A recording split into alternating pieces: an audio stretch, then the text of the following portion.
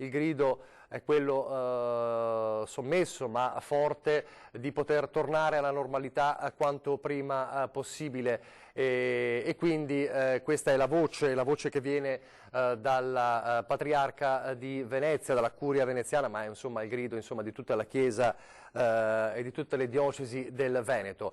Questa dunque la celebrazione dell'Eucaristia che Antena 3 e Rete Veneta hanno reso possibile farvi vedere per farvi partecipare a questo momento importante nella prima domenica di Quaresima e allora pochissimi istanti di pubblicità e ripartiamo dunque con la diretta, vi terremo compagnia tutta la giornata per gli aggiornamenti, fra pochissimo.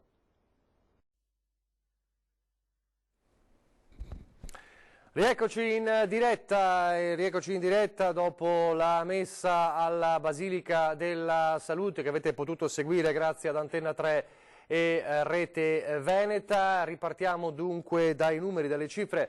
Prima di collegarci appunto con la Basilica della Salute avevamo dato in velocità l'ultimo aggiornamento, ve lo ridiamo in questo momento, è il report ufficiale della Regione che vedete anche in sovraimpressione nella sua sintesi, salgono a 223 i contagiati in Veneto, i casi positivi in Veneto, di questi ricordiamo 121 sono asintomatici, quindi la metà, 59 sono le persone ricoverate all'interno degli ospedali. Il cluster più importante, inutile ribadirlo, è quello di Vo con 87 persone contagiate, di queste 58 persone asintomatiche. Il secondo cluster si conferma quello di Treviso, resta anche il caso particolare di una persona contagiata, di una persona del Bellunese, ce lo spiegava ieri sera l'assessore Lanzarin, che è riferito al focolaio di Codogno, e poi ci sono due persone contagiate a Verona, nel cluster di Verona. Quindi i cluster diventano 8, in questo momento 9 se aggiungiamo quel cluster particolare di Codogno che è riferito alla Lombardia, ma c'è un paziente veneto associato a quel cluster. 121 gli asintomatici, 223 i contagiati, questo è il report di questa mattina, evidentemente destinato come sempre a cambiare nel corso della giornata. Prima di collegarci poi con la Basilica della Salute abbiamo letto anche i passaggi fondamentali, quelli più attesi, insomma, che riguardano l'intera regione, della bozza del decreto della Presidenza del Consiglio dei Ministri, il cosiddetto DPCM, una bozza che appunto veniva discussa questa mattina insieme ai governatori delle 3 regioni più colpite nell'ordine di numero di casi: Lombardia, Emilia Romagna e Veneto, per capire se ci fosse un margine di cambiamento. Non sappiamo quanto margine di cambiamento ci sia rispetto a quanto detto nel DPCM, lo ribadiremo fra poco. Allora vediamo collegata Anna Maria Parisi a Marghera, perché nel frattempo il governatore Zaia ha parlato. Fra poco vedremo anche il suo intervento, ma allora Anna Maria, anticipaci un po' quello che ha detto anche in riferimento alla bozza del DPCM. Ecco, esatto, partiamo da qui, dalla bozza. Fondamentale dire e ribadire, anzi, di come questa bozza rispetto all'ordinanza precedente che partiva dalle regioni e poi veniva firmata dal governo, adesso vede un passaggio decisamente opposto e differente. È il governo che decide, ma d'accordo con chi? Con la regione del Veneto, la regione Lombardia e l'Emilia Romagna. Quindi questo è un decreto legge, quindi, che poi verrà pubblicato in Gazzetta Ufficiale per la sua efficacia da questa sera, da dopo a mezzanotte, e vedrà quindi l'intervento deciso del governo. Che cosa significa all'atto pratico? Che praticamente le regioni devono attuare quelle che sono le misure decise da Roma. E su cosa si sta disquisendo? Perché ancora non è stato firmato, e perché sia operativo è necessario che ci sia la firma congiunta dei 3 presidenti di regione, delle regioni maggiormente interessate da questo coronavirus, quindi dai casi positivi maggiormente registrati in tutta Italia. Si sta disquisendo in definitiva del fatto non soltanto che le scuole restino non chiuse, ha ribadito il governatore Zaia, ma sospese per quanto attiene i corsi scolastici, perché invece gli operatori scolastici, ovvero il personale amministrativo, rientrerà in servizio da domani, dalle prossime ore, non invece gli studenti e i docenti. Detto questo, facciamo un altro passo in avanti: le messe con i fedeli. Dunque potrebbero, e parlo sempre al condizionale perché ancora non è stata firmata questa bozza di decreto, potrebbero riprendere non si sa quando le messe, quindi riaprire le chiese laddove verranno prese in considerazione queste misure per quanto attiene il metro di distanza che un fedele deve tenere dall'altro, diciamo in definitiva, e come dai banconi presenti lungo la chiesa con una croce o un segno distintivo che dovrebbe garantire la misura di sicurezza da uno all'altro, da una persona all'altra. Però c'è anche un altro capitolo aperto che in materia di divieti è quello degli assembramenti all'aperto. Infatti nelle scorse ore, proprio in una delle province dove si è registrato il maggior numero di positivi, è accaduto, e ci sono anche dei filmati a supporto di questo che stanno girando in questi minuti, che la gente si fosse ritrovata fuori, non dentro i bar al chiuso, ma fuori con questi assembramenti di circa 2000 persone per discutere, insomma, di quanto stesse accadendo, come succede normalmente, per farsi anche per trascorrere qualche ora così spensierata, e quindi è da capire anche come eventualmente vietarli, perché lì è tutta una decisione che poi andrà presa anche di concerto con le varie polizie locali dei comuni interessati. Se posso parlare, ecco, Anna, fammi capire una cosa. Noi abbiamo letto prima, no, le disposizioni che tu hai anche ricordato, che sono nella bozza del governo, sì, con, l'abbiamo visto, sì, queste limitazioni, queste prescrizioni riguardanti la necessità di evitare gli assembramenti, il cosiddetto criterio del droplet. Sì. Questo, quello che voglio capire è, esatto, Zaia ha detto che devono ancora, cioè potrebbe cambiare la cosa, devono ancora, oppure si va verso una firma più o meno di questa bozza? Quanto potrebbe cambiare, si è capito? No, non si è capito, perché ci sono i tre differenti presidenti di regione che su alcuni punti diverse? Non sono molto d'accordo, a cominciare. Come? Hanno idee diverse, immagino anche soprattutto la Lombardia e l'Emilia Romagna, che magari hanno casi, la Lombardia credo che hanno casi più rilevanti, forse per questo c'è un contrasto tra le regioni, esatto, o tra le regioni e lo Stato? Tra le regioni e il governo centrale, ecco, tra le regioni e lo Stato, come hai detto tu da studio, perché comunque anche per quanto riguarda gli assembramenti, come fai di fatto a vietarli? Cioè devi avere anche un numero cospicuo di uomini, di forze dell'ordine che possono intervenire di notte, quindi c'è da capire anche come possa svilupparsi, attuarsi questo principio. E pertanto allora si sta disquisendo proprio su questo, anche sul numero dei uomini presenti e contingentati sul territorio, che non corrispondono anche alle richieste dello Stato, hai capito? Allora, e quindi si sta disquisendo anche di questo. C'è un limite temporale, cioè si dovrà arrivare a una firma o nell'uno o nell'altro caso entro oggi? Si deve arrivare assolutamente alla firma entro questa sera a mezzanotte, e quindi prima della mezzanotte, perché poi deve essere pubblicato sulla Gazzetta Ufficiale questo decreto. Pertanto sì, c'è un limite di tempo entro il quale bisogna comunque che tutti e quattro, Governo, Regione Veneto, Lombardia ed Emilia Romagna, si accordino. Allora Anna Maria, facciamo... Sì. Dimmi. Dici. A proposito di accordi, il presidente Zaia, da poco intervistato, di cui adesso manderemo uno stralcio dell'intervista, ha leggermente accennato anche a quanto attiene alla sua lettera di scuse all'ambasciatore cinese in merito a quella famosa osservazione che aveva fatto, lettera di cui però non ha voluto accennare dicendo non voglio parlarne in questo momento, ma da quanto trapelato avrebbe scritto appunto queste 2 righe di scusa dicendo che la stanchezza non lo giustifica e comunque chiede scusa alla comunità cinese di cui ha ribadito è grande amico. Bene, l'aveva anche fatto poi il giorno dopo qui nei nostri studi. Allora, grazie Anna Maria, adesso Esatto. è pronto il contributo proprio del governatore Zaia sulle novità di questa mattina, così sentiamo dalla sua viva voce la situazione, ci ricollegheremo con te, ti lascio allora ai colleghi di Rete Veneta e fra poco sentiremo anche Valentina Visentin sulla situazione di Vo, ma allora le parole del governatore Zaia raccolte poco fa. I numeri principali sono 223 persone positive.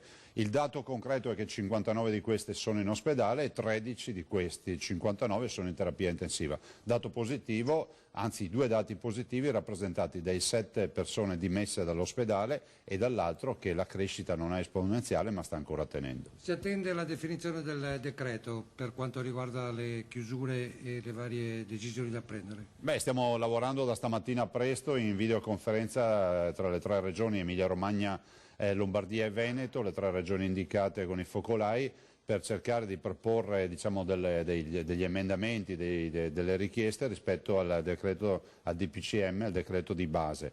E c'è assolutamente accordo tra le 3 regioni e quindi vedremo adesso che risposte darà il governo. Le scuole restano sospese, non chiuse, che vuol dire che il personale ci va. Ma gli studenti no, gli studenti non vanno a scuola e dall'altro invece per le chiese abbiamo proposto e stiamo proponendo una soluzione, spero che venga accolta e lo stesso vale per i musei. Questione economica, come affrontarla? Ma guardi, questa è una partita importante anche perché questo è sostanzialmente un cane che si mangia la coda e se il virus fa danni all'economia.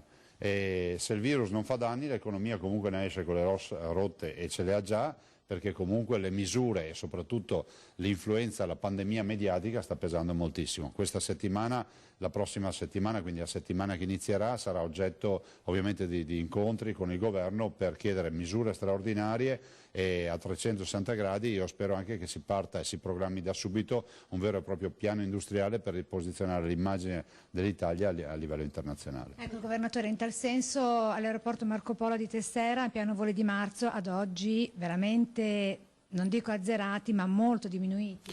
Ma guardi, assolutamente sì, ma come potremmo parlare delle prenotazioni e delle presenze negli alberghi del Veneto, visto e considerato che siamo a disdette che passano l'80%. E questo dà una dimensione anche di che psicosi ci sia.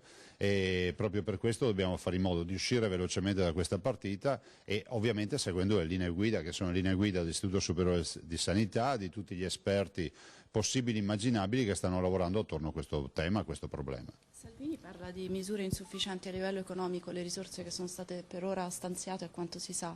Un dato di fatto, ad oggi non è che abbiamo dei grandi stanziamenti, bisogna vedere un bel decreto strutturato, fatto bene, che attivi delle misure dirette per le imprese e poi degli interventi assolutamente per coprire i danni che questa emergenza ha fatto. Ne ha già parlato col Premier Conte? Ma sì, ne abbiamo parlato in più occasioni. Che risposte ha avuto? Ma è che il governo si sta attrezzando per un provvedimento, adesso cercheremo di capire, provene sia che la prossima settimana come regioni saremo lì presenti per capire e vedere quali saranno queste misure. I 200 milioni, scusa, già stanziati dal governo per le 3 regioni, Veneto, Lombardia ed Emilia Romagna per la cassa integrazione in deroga, da quanto saranno disponibili? Ma guardi, io spero da subito, c'è anche da dire una cosa, che questa è solo è un tassello del mosaico, nel senso che la cassa integrazione in deroga è solo un tassello del grande mosaico dell'intervento che ci dovrà essere. Mettetevi nelle condizioni di imprese che rischiano di fallire o sono sull'orlo del fallimento perché il mercato si è totalmente bloccato e quindi anche chi ha commesse su estere non riesce neanche più ad esportare o produrre perché si sta bloccando tutto. L'Unione Camerale del Veneto ha chiesto i danni d'immagine. Ma l'ho detto prima, una campagna di riposizionamento è il minimo perché comunque i danni d'immagine ci sono. Avete visto che come vi avevo anticipato 5 o 6 giorni fa il problema erano 2 regioni, adesso il problema è l'Europa perché l'Europa sta vivendo il dramma di quello che vivevamo noi da soli qualche giorno fa. Crescono i casi a Treviso. Treviso perché c'è un motivo? Ma perché semplicemente non è Treviso città, ma è il tema del ricovero della signora Mangiò, della professoressa Mangiò, che poi povera è deceduta e che ha comunque diffuso il contagio rispetto, o quantomeno è rimasta in quella popolazione di contagio che poi ha interessato anche degli operatori del mondo della sanità. Quindi è così che ve lo spiegate questo Beh sì, aumento? è relativo all'ospedale, nel senso che stiamo parlando non di un contagio cittadino, ma stiamo parlando invece di un tema proprio di contagio di paziente sintomatico che ha contagiato operatori e contatti. VO resta chiusa. VO resta chiusa, noi abbiamo chiesto con responsabilità di valutare fino in fondo la possibilità di aprire VO. VO ormai è una decina di giorni alla fine che è chiusa, da venerdì scorso sono 8 giorni. E abbiamo fatto un grande lavoro perché su mia volontà si sono fatti tutti i tamponi dei cittadini, quindi abbiamo anche un lavoro epidemiologico da studiare da un punto di vista scientifico per capire le evoluzioni. VO viene considerato dall'Istituto Superiore della Sanità e dagli esperti virologi e epidemiologi un grande focolaio e per questo motivo sostengono che non daranno mai l'apertura di VO almeno per la prossima settimana. Dopo 7 giorni, 8 giorni, che spiegazione vi siete dati di come ci è arrivato il coronavirus a VO in Veneto? Beh, guardi, ormai la ricerca del paziente zero direi che risulta quasi inutile, nel senso che ormai il virus è endemico, è ubiquitario nei territori e questa mattina mi ha chiamato il collega Federica e ha 5 casi. Quindi si capisce che il Veneto, che iniziava 7 giorni fa con 2 casi in un comune di 3.500 abitanti, oggi è un Veneto che ha altri focolai.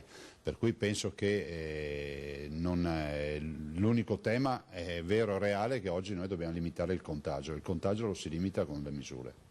Ecco, si sta disquisendo molto, no, da questa mattina con gli altri governatori, Presidente, per quanto attiene i punti delle varie linee guida del decreto del Presidente del Consiglio dei Ministri.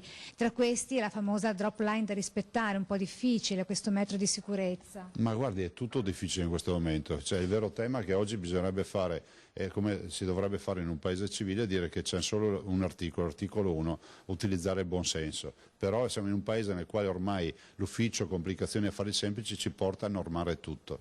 È altrettanto vero che dobbiamo chiedere ai cittadini di buonsenso di evitare luoghi affollati, luoghi dove comunque il contagio si può trasmettere con più velocità. E noi abbiamo solo una preoccupazione. Conosciamo la bassa letalità del virus, però conosciamo anche l'alta contagiosità e finire tutti in ospedale o gran parte dei cittadini, soprattutto quelli più debilitati in ospedale, significa mandare al collasso la struttura delle terapie intensive che oltre a certi numeri, pur avendole attrezzate in emergenza, non riesce a tenere. L'emergenza sanitaria e poi l'emergenza economica si intrecciano e si andrà avanti a lungo, perciò è un impegno che ci sarà a lungo. Beh, guardi, io penso che solo i pessimisti non facciano fortuna. Spero vivamente che per l'organizzazione che abbiamo noi, della macchina sanitaria, delle regole che abbiamo, questa partita la si possa chiudere in poche settimane, perché tali dovrebbero essere i tempi visto quello che ci dice la comunità scientifica. Dobbiamo ovviamente fare in modo di uscirne non con le ossa rotte da un punto di vista sanitario, ce le abbiamo già da un punto di vista economico.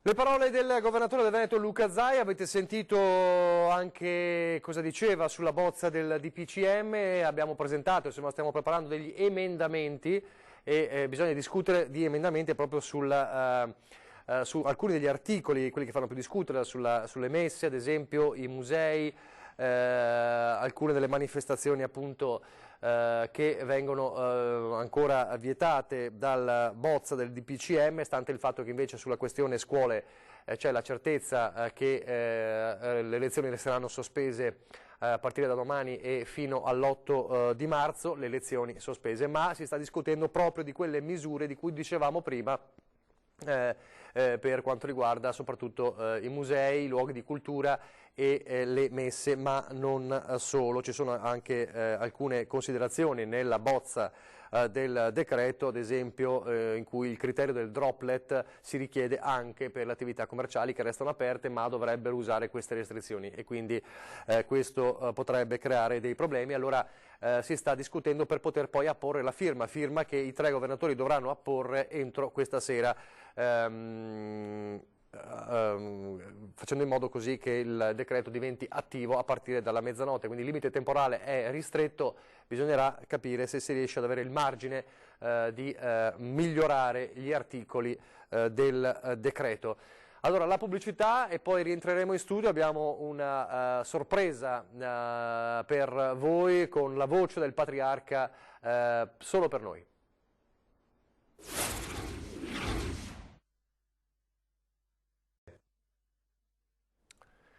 Rieccoci in diretta con l'informazione sull'emergenza coronavirus. Allora, lo dicevamo prima di lanciare la pubblicità, abbiamo visto in diretta tutta la messa alla Basilica della Salute celebrata dal Patriarca di Venezia, Monsignor Moraglia. Fra poco sentiremo anche i passaggi cruciali dell'omelia di questa mattina, ma grazie al nostro Lorenzo Maira abbiamo anche un videomessaggio dello stesso Patriarca subito dopo la messa. Allora lo sentiamo insieme. Di fronte alla Madonna della Salute, dopo aver fatto l'affidamento, consacrazione alla Madonna, esorto a vivere bene questi giorni come un'opportunità, come qualcosa che ci fa ritornare in noi stessi, riscoprire l'essenziale sia dal punto di vista ecclesiale, l'Eucaristia, l'assemblea della comunità che non si è potuta raccogliere intorno all'altare in queste domenica, nel mercoledì delle ceneri, e anche come opportunità umana. La Madonna, abbiamo chiesto alla Madonna che ci prenda per mano e ci conduca. Ecco, dobbiamo, dopo aver chiesto alla Madonna questo, prenderci per mano tra di noi e avere quella fiducia credente che il Vangelo di oggi ci ha illuminato in una frase di Gesù molto semplice che affido alla riflessione all'inizio di questa Quaresima a ciascuno di voi: non di solo pane vive l'uomo.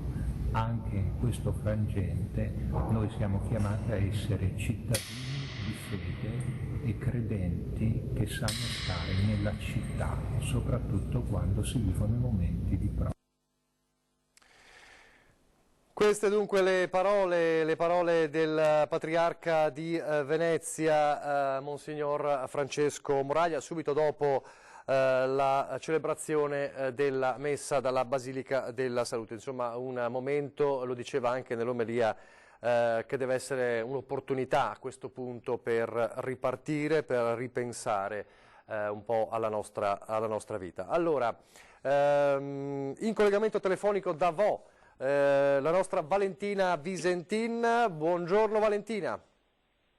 Sì, buongiorno, lo avete sentito in parte, sono aumentati i casi di contagiati a Vo, rispetto a ieri ci sono 10 nuovi contagi, il numero sale così ad 87, mentre 17 sono i contagiati del cluster di Limena, 12 a Limena, 5 a Padova, ma il numero corrisponde ai 17 che ieri ci hanno dato come informazione dall'USL 6 Euganea durante la conferenza stampa. Per quanto riguarda il caso di Vo, che è il primo cluster veneto, sarà importante capire, non appena arriveranno i risultati, i referti degli ultimi 900 test che sono già stati eseguiti, capire il numero totale dei contagiati, perché in questo modo il cluster di Vo diventerà un modello importante per gli scienziati e i medici per capire come si diffonde il virus, che incidenza ha. Al momento la positività è del circa 2 o 3% in questo paese. Vo sarà quindi utile per capire se le misure di contenimento messe in atto in queste settimane sono efficaci o se dovranno essere intensificate. Questi appunto i dati per quanto riguarda la provincia di Padova, con i due cluster che rimangono appunto quello di Vo con 87 contagiati e quello di Limena con 17 contagiati. Per quanto riguarda i comuni padovani interessati, con sono 19 perché ci sono molte persone che sono in isolamento domiciliare e quindi presso la loro abitazione. Per questo in queste ultime ore si stanno susseguendo i messaggi di molti sindaci che attraverso Facebook mettono a conoscenza la popolazione della presenza di un caso di coronavirus, ma rientrano appunto nelle situazioni monitorate dall'USL per l'isolamento domiciliare. Intanto a Vo la vita continua, in questa vita un po' surreale da una settimana a questa parte, e ci si prepara un'altra settimana così, perché come sappiamo il decreto del governo è quello appunto di prorogare ancora una volta la situazione di zona rossa del comune, anche se la richiesta in questo senso dal governatore Zaia era differente. Abbiamo ancora in linea Valentina?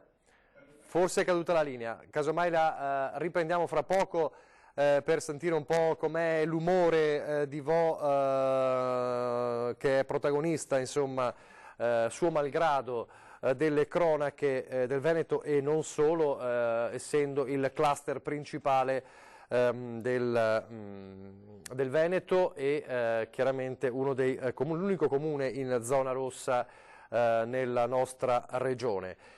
Allora, nell'attesa di ricollegarci con Valentina, torniamo a sentire l'assessore Lanzarin ieri sera. Vi ricordo, poco fa il presidente Zaia ha non solo ricordato il numero che vedete in sovraimpressioni, 223 contagiati con 121 asintomatici, 59 ricoverati, di cui 12 in terapia intensiva, ma ha anche ricordato come si sta lavorando per cercare di trovare una quadra sulla bozza del decreto della Presidenza del Consiglio dei Ministri, che deve essere controfirmata entro questa sera dai 3 governatori di Lombardia, appunto Veneto ed Emilia Romagna, e stante la decisione sulle scuole ormai effettiva, si sta cercando di capire sugli altri punti che riguardano i musei. Come? Benissimo, adesso lo risentiamo subito. Stante appunto la questione delle scuole, anche se appunto si dice le lezioni sono sospese, non le scuole chiuse, si cerca di capire per quanto riguarda musei, per quanto riguarda appunto le cerimonie religiose, i luoghi di cultura, dove c'è questa apertura del governo, a meno che appunto ci sia una fruizione contingentata, cioè un controllo per evitare un assembramento di persone e con la distanza di almeno 1 metro tra i visitatori. Il criterio droplet è questo, lo spiego per chi non conosce l'inglese, si chiama criterio droplet, il mantenimento della distanza di 1 metro, è quello che chiede il governo per quanto riguarda chi gestisce ad esempio musei e luoghi culturali. Una richiesta che viene fatta anche alle attività commerciali che restano aperte, però si chiede un'attività di questo tipo, un'attività di controllo e di gestione di questo tipo, tant'è vero che la bozza è una bozza al punto F, dice apertura di tutte le attività commerciali condizionata all'adozione di misure organizzative tali da consentire un accesso ai predetti luoghi con modalità contingentate o comunque da evitare assembramenti di persone. Questo è il concetto sul quale si sta discutendo anche con le regioni. Abbiamo ripristinato il collegamento con Valentina? Sì, pronto? Sì. Allora ti lascio subito fra pochissimo anche i colleghi di Rete Veneta. Allora volevo solo dire, continua anche la vita nel paese, una vita un po' particolare, un isolamento che continua. Sì, un isolamento che comunque sta mettendo a dura prova tutti i cittadini e i commercianti di Vo, tanto che a più riprese, l'abbiamo sentito anche ieri intervistando il consigliere di amministrazione della cantina dei Colli Ogani di Vo, chiedono quantomeno che si cerchi di portare avanti quelle attività che sono il cuore pulsante del paese, ovvero che almeno le persone, i dipendenti che risiedono a Vo possono entrare nella cantina per portare avanti le attività, quindi è molto difficile la situazione situazione, siamo arrivati al giro di boa, nel senso che hanno trascorso una settimana, è necessaria un'altra settimana di isolamento per capire insomma se ci saranno anche nuovi casi. Intanto l'USL 6 ieri ha detto che saranno anche a disposizione eventualmente gli psicologi, quindi del Dipartimento di Salute Mentale dell'USL, che sono pronti in caso vengano segnalati casi di disagio psicologico appunto da parte dei cittadini e dei commercianti delle zone rosse. Grazie, allora, grazie a Valentina Visentin, ci ricollegheremo con te più tardi, grazie, è caduta la linea credo. Questa è la situazione di Vo, il primo cluster del Veneto. Zai ha ribadito, appunto, lo abbiamo sentito, i casi crescono, ma crescono in modo non esponenziale, e questo è un dato importante. Ne parlava ieri sera in diretta con noi l'assessore Manuela Lanzarin, quando le abbiamo chiesto un po' le previsioni da qui ai prossimi giorni. Allora risentiamo proprio il momento in cui l'assessore Lanzarin ha fatto un po' il quadro dal punto di vista epidemiologico. Incrociamo le dita e sicuramente insomma, speriamo che la situazione da noi sia una situazione stabile che prevede insomma, questi numeri e queste variazioni minime, anche perché ricordiamoci che noi abbiamo fatto già tutti i tamponi a Vo e poi abbiamo fatto un numero di tamponi importante, 8.359 tamponi, è un numero importante, più grosso della Lombardia sicuramente, e quindi con un'incidenza, se vediamo rispetto alla Lombardia ma anche rispetto all'Emilia Romagna, mi sembra che l'Emilia Romagna a memoria ha fatto 1.500 tamponi e ha già più di 200 positivi, quindi noi invece su 8.350 tamponi abbiamo 196 positivi, quindi è chiaro che ci sono situazioni diverse. Incrociamo le dita, ripeto, rispetto a quelli che sono i nostri numeri, a quella che è la curva oggi, a quello che è l'andamento, anche rispetto ai ricoverati e quindi anche le situazioni più critiche, le situazioni respiratorie che chiedono un intervento in malattie infettive o dopo in terapia intensiva. Però in qualsiasi caso noi abbiamo il dovere insomma, di essere pronti, e per questo insomma, siamo pronti sia con attrezzature ma anche con posti letto. Ancora l'assessore Lanzarin, ieri le abbiamo chiesto un bilancio un po' di questa gestione emergenziale, di questa situazione emergenziale, sentiamo cosa ha detto. Cosa le stanno insegnando questi 8 giorni di emergenza, di gestione continua delle emergenze? Insomma un'esperienza immagino anche umanamente forte, non solo come assessore. Ma sicuramente è un'esperienza molto forte, mi sta insegnando che se c'è una macchina organizzativa, se c'è una squadra, se c'è una rete si vede, e credo che il Veneto, la sanità veneta, ma assieme alla protezione civile, insomma assieme a tutte le componenti, ha dimostrato che c'è una macchina che funziona bene, che sa organizzarsi, che sa essere presente, che sa rispondere in maniera puntuale, e questo credo che sia la nostra forza. Si è mai detta bisognava fare qualcosa di diverso, o se pentite di qualcosa che non è stato fatto o che è stato fatto? Ma è difficile, poi il giorno dopo, col senno di poi, si vedono le cose e si pensa ma se forse, però non è il tempo e né il momento. Io credo che nel momento in cui c'è stato il primo caso diagnosticato a Schiavonia, e quindi si è iniziato col cluster di Vo, e quindi abbiamo seguito 24 ore su 24 l'evoluzione, abbiamo predisposto, informato, abbiamo coinvolto le componenti, penso ai medici di medicina generale, alla continuità assistenziale, ai farmacisti, all'ordine degli infermieri, insomma abbiamo cercato veramente di mettere insieme, di organizzare, di motivare, di sostenere e di ringraziare insomma la grande forza ma la grande disponibilità che abbiamo visto in questa settimana.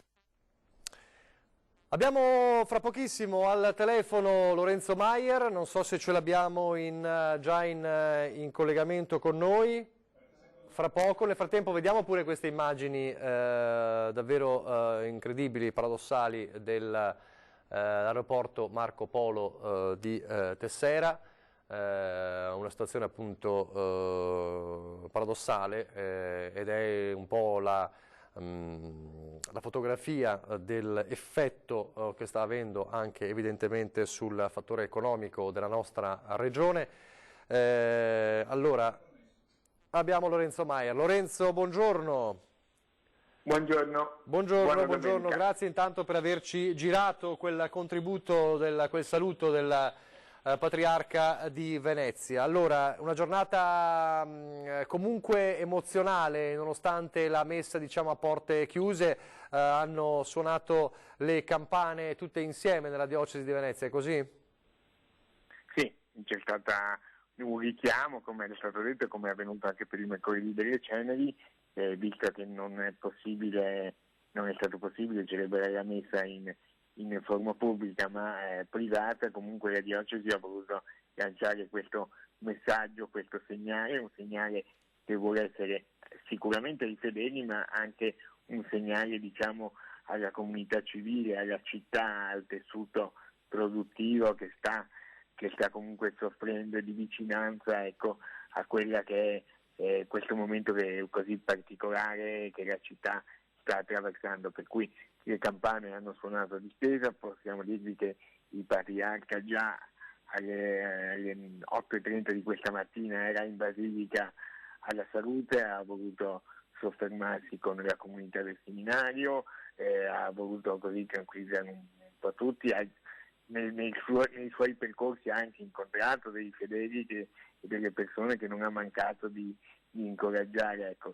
Possiamo dirvi anche che comunque ci sono sempre questi due atteggiamenti, cioè da una parte comunque rispettare quelle che sono le indicazioni delle autorità competenti in tema sanitario, ma dall'altra il Patriarca e tutta la diocesi spera che nelle prossime ore possano esserci delle modalità che consentano, almeno per la prossima domenica, di poter celebrare, riaprire le chiese almeno per le celebrazioni liturgiche.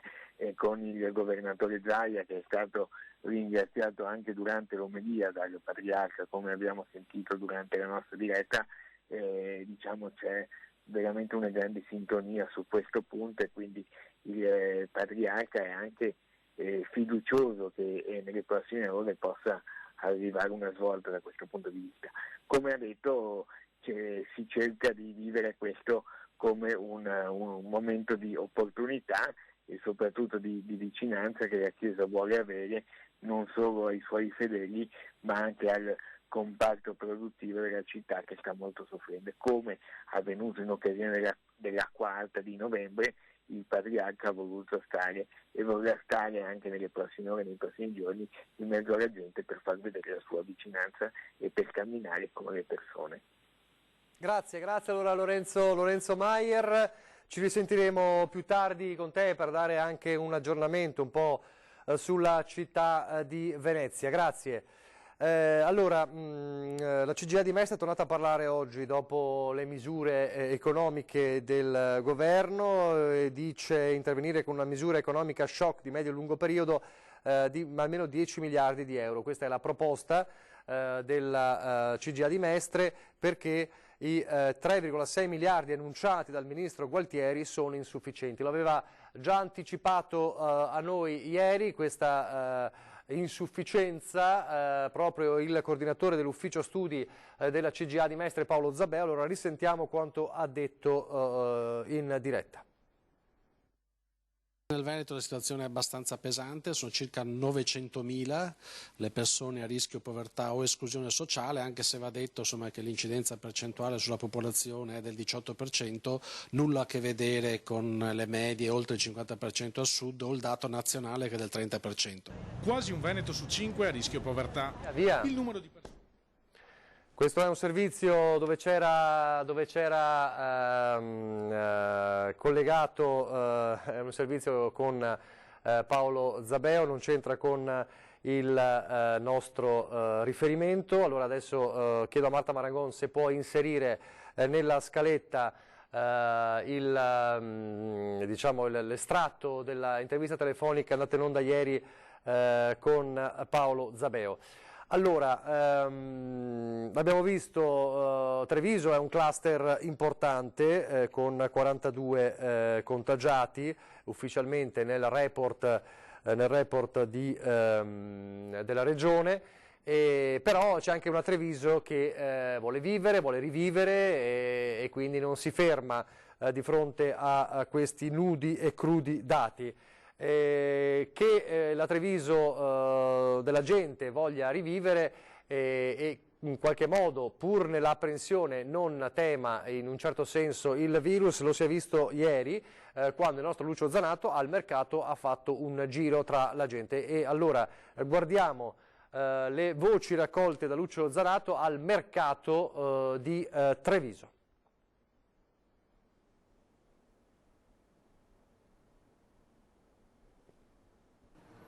Treviso, sabato mattina ore 10. Questa è la fotografia del centro, a una settimana dal primo caso di coronavirus in Veneto. Dalla presenza di famiglie, singoli, ma anche qualche turista, si percepisce come ci sia grande voglia di normalità. Mascherine contate solo sui volti di chi sa che si deve proteggere, ma che comunque non vuole rinunciare al rito del giro al mercato. Per tutti gli altri un giorno assolutamente normale, passato con i bambini, gli amici, magari ad applaudire una piccola orchestra sul sagrato della chiesa di San Valentino.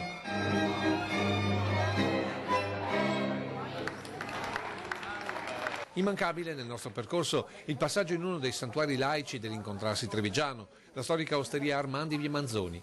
Qui sicuramente l'atmosfera da contagio non è arrivata. Sta passando la paura? Non c'è mai stata, mi sa. Beh, insomma, dai, posti chiusi, disdette per i viaggi, insomma, qualcosa stava succedendo a Treviso. Oggi invece col mercato sembra siano cambiate un po' le cose. C'è un sacco di gente, ma anche i giorni scorsi, solo qualche disdetta. E l'ombra è un po' il simbolo di questa ricerca della normalità che si sente forte tra i banchi del mercato, dove è tornato l'affollamento dopo il vuoto della paura di martedì scorso. Qui le distanze sono decisamente ridimensionate, segno che nessuno teme un possibile contagio. Io vedo tantissima gente qui in mercato oggi rispetto a martedì. Sì, anche il sabato la gente anche a casa, anche è bello muoversi. Signora, buongiorno, tanta gente al mercato oggi. È passata insomma la paura? Speriamo di sì. Non bisogna avere paura, bisogna continuare ad andare avanti. Beh, rispetto a martedì mi sembra che... Oggi sì, è meglio di martedì. E l'ottimismo dei commercianti è rinforzato da quello dei clienti. Comunque sì. Passata. Io non l'ho mai avuta comunque. Però martedì scorso qui non c'era praticamente ma io il martedì non vengo mai, cioè io vengo sempre il sabato. Insomma, tanta gente. Sì, bellissimo, anche in piazza. Passata la paura, vedo tanta gente al mercato. Lo caro, mi fa piacere, mi fa molto piacere. Ne hai avuto paura? Buongiorno. No, neanche un fiato. Però martedì c'era veramente poca gente. Sì, sono stato qua un giorno e c'era pochissima gente. Invece... Normale, tranquilli. Insomma, stiamo tornando tutti alla normalità. Penso proprio di sì, mi fa piacere anche. Grazie, buongiorno. Già era ora? Sì, era proprio ora, dai, ne ho fatto già per massa paura. In verità c'è chi l'effetto virus l'ha accusato, come Beppe Mora, artista con la passione per l'accoglienza di amici che diventano turisti. Tanti quelli che gli hanno detto che non veniamo più, almeno per un po'. Tante nazioni hanno imposto, cioè chi glielo fa fare a un turista che arriva a Treviso, ok? Di poi subire una quarantena al ritorno. Ecco perché secondo l'artista l'iniziativa del sindaco Conte è più che meritoria. Oggi ho letto una cosa che ha scritto Mario Conte, della quale lo ringrazio, alle varie testate sia inglesi che americane che hanno scritto bene di noi. Vorrei che osservassero lo stesso impegno del nostro sindaco in questo caso, ma questo a livello nazionale. Tutte le fonti diciamo ufficiali dovrebbero essere un po' più molto più attente ai risvolti, perché il settore del turismo non è solo che soffre, ma è quello che sta soffrendo di più. Lo accennava Beppe More in questo servizio, il comune di Treviso, ma così come gli altri comuni del Veneto, i capoluoghi, ha preparato un video per far vedere, per mostrare soprattutto ai turisti che Treviso è viva, Treviso guarda al futuro e Treviso non si ferma di fronte al coronavirus. Vediamolo.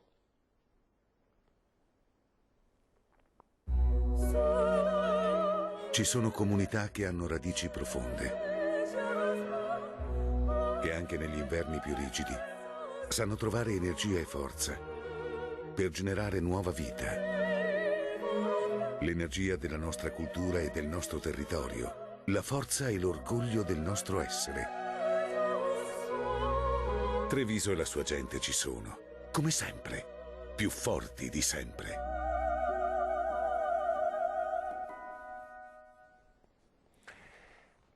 poi ci sono gli anziani di Treviso, li avete sentiti un po' anche nel servizio sul mercato. Si sta dicendo un po' in questi giorni è la fascia più a rischio, soprattutto se hanno evidentemente patologie pregresse. Come stanno gestendo questa psicosi o questi timori gli anziani di Treviso? Ha raccolto la loro voce ancora Lucio Zanato. Anziani e coronavirus. È la terza età quella maggiormente a rischio se contagiata dal virus cinese, ma i nostri nonni non sembrano barricarsi in casa, anzi, confidano molto sulla sanità veneta. Gli anziani sono fiduciosi, anche increduli, ma comunque sono abbastanza fiduciosi. La conferma arriva dal GAT, Gruppo Anziani Treviso, l'associazione più importante per la terza età in città. Questa è la storica sede di Via Calabria, di sabato normalmente affollata, oggi come si vede vuota. Noi abbiamo chiuso appena ci è stato comunicato dal Comune. Abbiamo però garantito il collegamento telefonico, nel senso che sia al numero del GAT che anche al mio personale, chi telefona avrà una risposta. Oggi per esempio mi hanno chiesto se domenica si riapre, ho detto che non sarà possibile, però confidiamo, il direttivo sta lavorando in questo senso, domenica prossima, che sarebbe l'8 marzo, di fare una grande festa. Ulteriore conferma della voglia di normalità anche per gli anziani, che secondo la Presidente però non hanno ancora ben chiaro cosa stia capitando. Direi di no, assolutamente no. Loro fanno riferimento al loro medico, ai parenti, questo sì. Ecco, temono di essere lasciati soli, ma questo però è un sentire comune di ogni giorno degli anziani, cioè noi dovremmo fare in modo che gli anziani avessero, dico io sempre, un numero telefonico da fare e un collegamento sicuro. E questo è il timore che continuerà anche quando, secondo l'esperienza dei più vecchi, il coronavirus non farà più paura. Oggi bevevo il caffè con un amico che lavorava al laboratorio di igiene e profilassi della provincia, per tornare un attimo indietro nella storia, mi ha detto che era già noto nell'86. E dice poi dopo adesso verrà caldo, Ivonne, tranquillizzati perché col caldo lui non si fa più vivo. È un po' la speranza di tutti noi che il clima venga in aiuto proprio a chi è colpito, ai territori colpiti dal coronavirus. Adesso la pubblicità, poi rientreremo in studio vedendo ancora una volta gli importantissimi video della Regione con i consigli da parte degli esperti della Regione e della sanità sul coronavirus.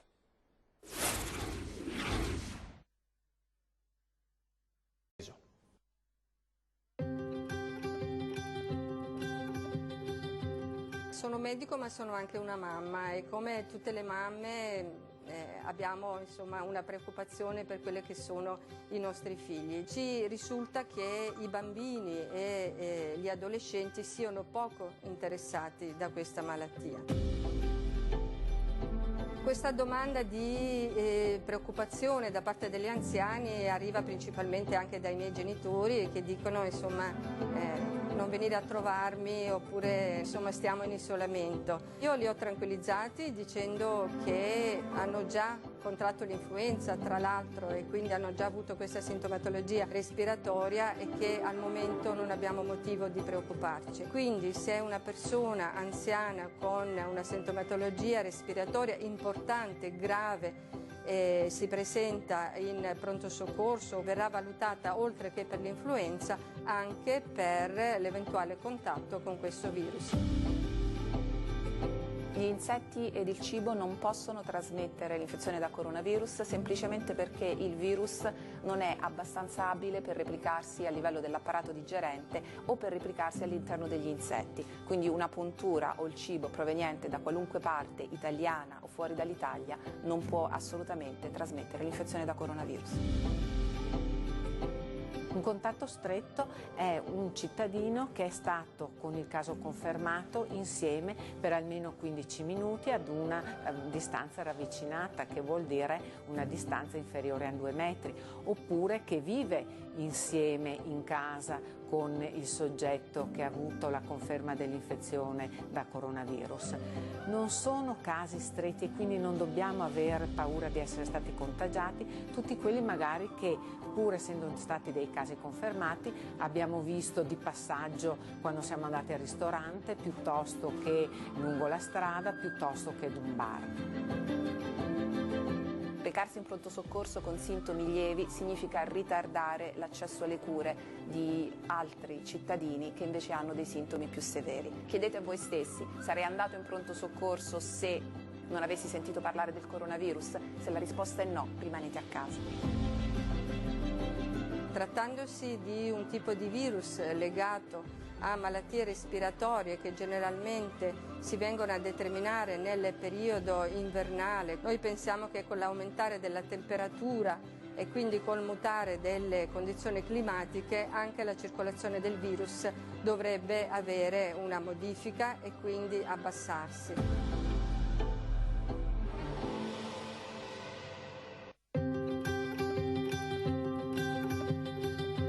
Da mamma sono tranquilla, anch'io ho un figlio che frequenta le scuole superiori, credo che vadano sempre rispettate tutte le normali misure igieniche che si tengono in questo particolare periodo invernale, vale a dire lavarsi spesso le mani, utilizzare fazzoletti monouso che poi vengono gettati, quando si tossisce eventualmente porre di fronte alla bocca il gomito, e quando si hanno sintomi influenzali o febbre o tosse eccetera magari rimanere a casa.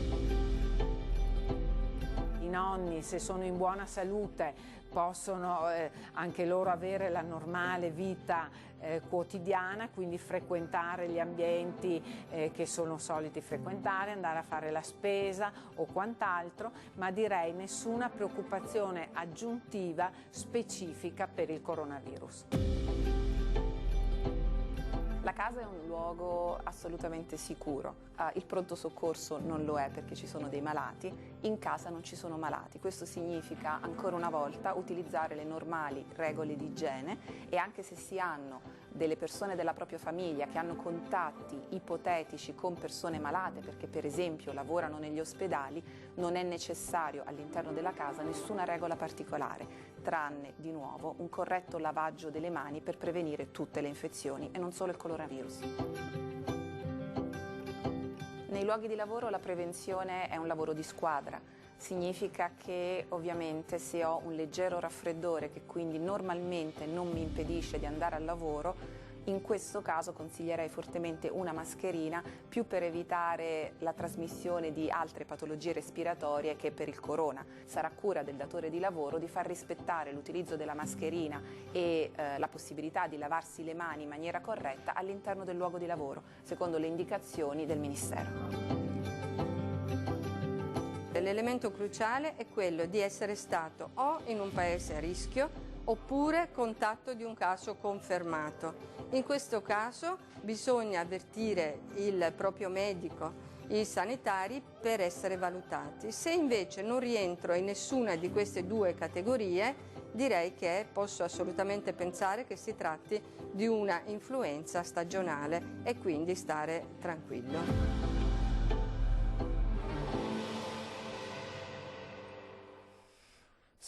Sempre importante ribadire questi concetti fondamentali per voi tutti, insomma per la sicurezza, per la serenità, anche per essere maggiormente informati. Parlano gli esperti, chi meglio di loro può darci conto di come si affronta questa situazione. Allora, vi ricordo 223 contagiati, di questi 59 ricoverati, 12 in terapia intensiva. Fra pochissimo avremo anche il risultato aggiornato a Treviso e sentiremo il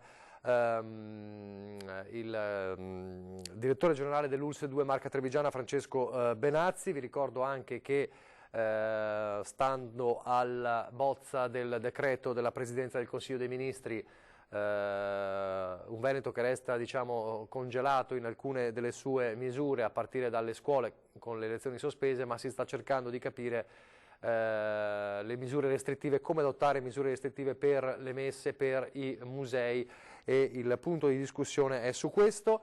Ospedale Cafoncello di Treviso, o meglio, ULSS 2 Marca Trevigiana. Abbiamo sentito poco fa, il direttore generale Benazzi. Allora sentiamo intanto com'è l'aggiornamento specifico nella Marca Trevigiana.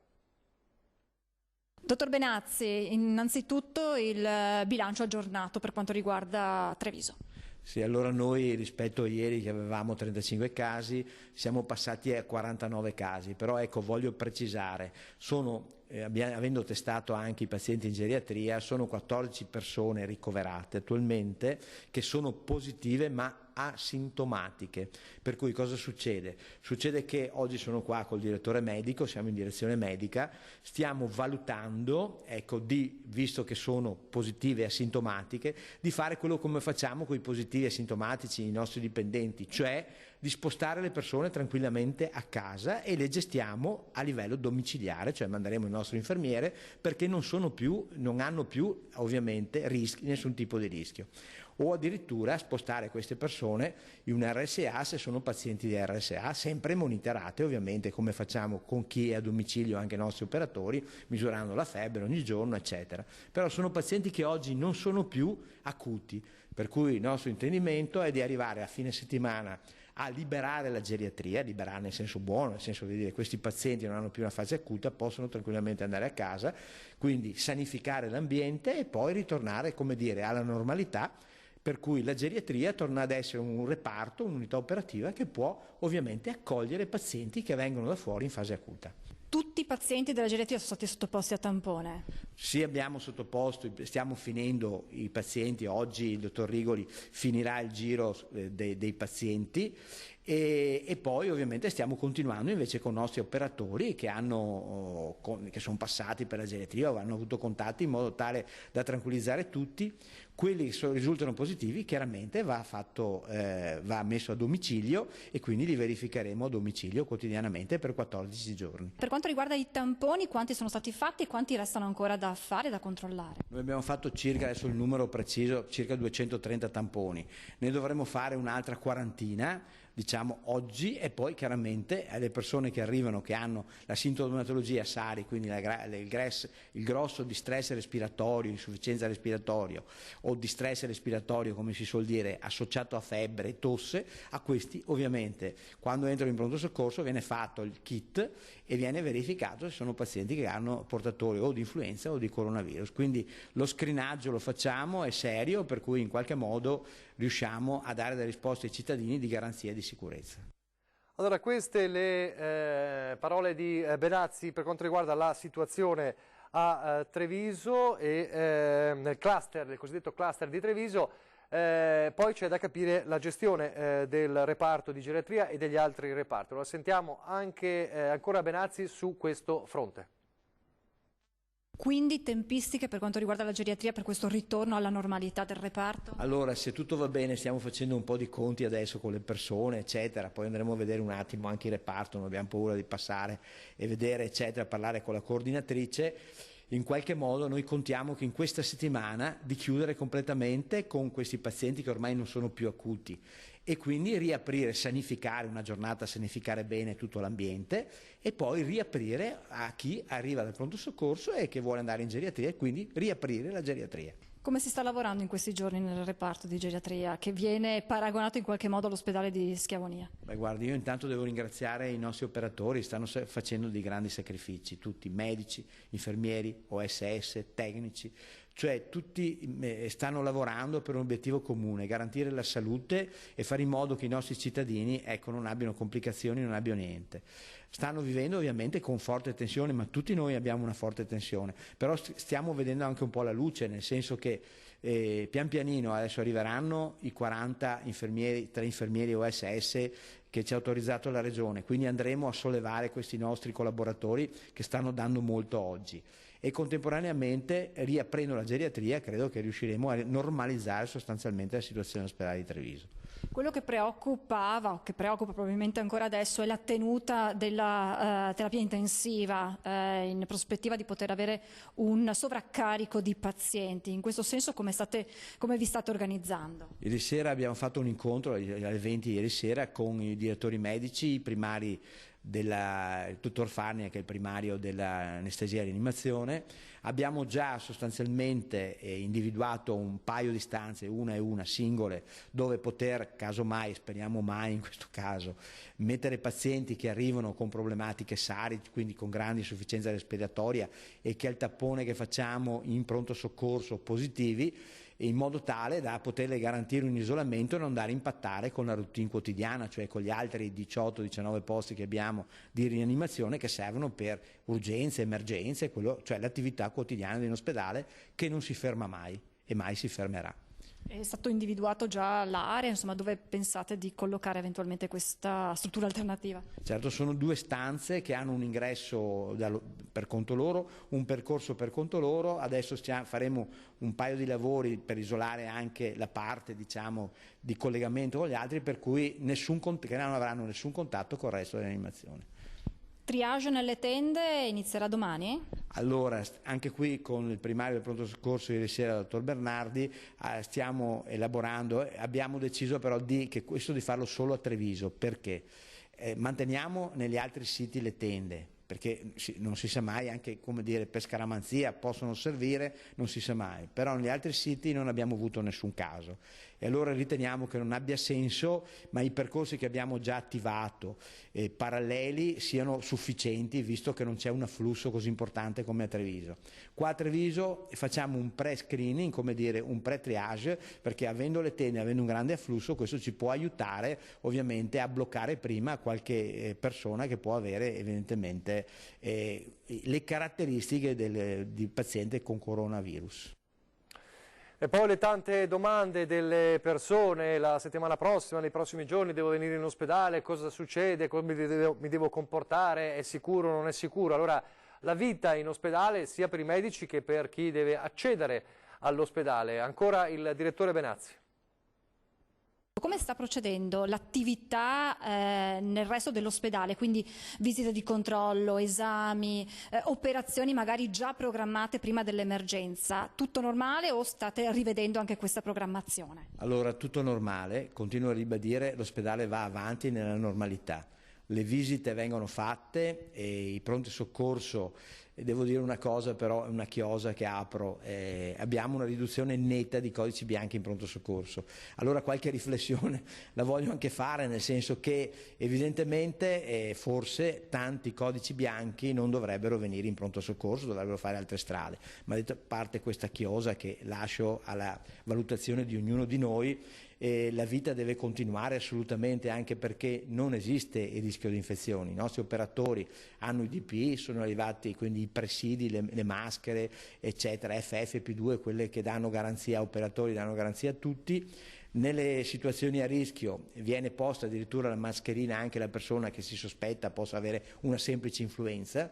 Per cui voglio dire, assolutamente la nostra attività continua, le urgenze continue, le emergenze continue, e continuiamo a visitare e curare le persone. Chi viene in ospedale? C'è chi ha timore anche di venire a ritirare dei referti, deve prendere qualche precauzione particolare? Assolutamente no, perché i nostri operatori chiaramente, se sono in situazioni di rischio, hanno le protezioni. Quelli che non vedete con le protezioni vuol dire che sono persone che stanno bene, che ovviamente fanno dei servizi che non sono a rischio. Ripeto a tutti, importante è lavarsi le mani sempre quando si hanno dei contatti, perché le mani sono il primo veicolo chiaramente di infezione, ma non solo del coronavirus, della semplice influenza, che poi tanto semplice non è, perché si muore di più di influenza che di coronavirus, tanto per essere chiari, è risaputo. Quindi lavaggio delle mani continuo, ogni volta che si tocca qualcuno, non portare mai le mani alla bocca o alle mucose o al naso. E in secondo luogo la distanza, che adesso hanno detto 2 metri, ma basta 1 metro, per evitare ovviamente che le goccioline che noi emettiamo quando parliamo possano entrare nelle mucose dell'altro. Fatte queste semplici cose, assolutamente non c'è nessun problema. Tenete anche conto che se dal pronto soccorso qualcuno dice che ha una febbricola, noi gli mettiamo la mascherina.